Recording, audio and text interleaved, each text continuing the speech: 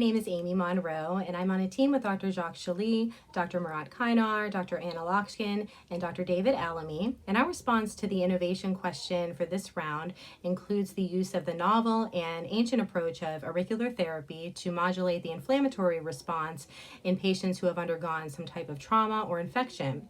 So auricular therapy has been around since the time of the ancient Egyptians and has evolved over the centuries to include many points, and its cartography and nomenclature have become very sophisticated over the years. Dr. Jacques Chaly and Dr. David Alamy are world-renowned experts in auricular therapy and have identified points of their 189-point cartography that they believe would be very influential in reducing the cytokine load of patients who are suffering from COVID-19. For this proposal, we would like to implement a proof of concept study in which we would test the efficacy and evaluate the role of auricular therapy in reducing the inflammatory markers before and after the auricular therapy treatment by running a milliplex cytokine assay in Dr. Lokshin's Luminex lab.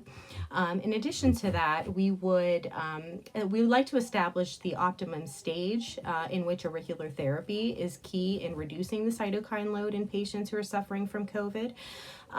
Because some patients are who are relatively mild in their symptoms, others are intubated in the ICU, and others are in the ICU but not intubated. And so we plan to stratify those patients after enrollment.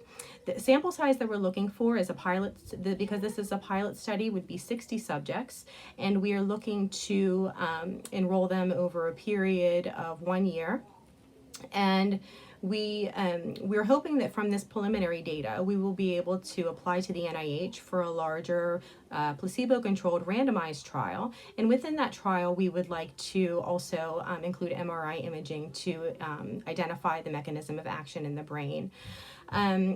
As we know, COVID has patients who suffer from cytokine storms are very critical, and we are hoping that this will be a non-pharmacological method to help their condition.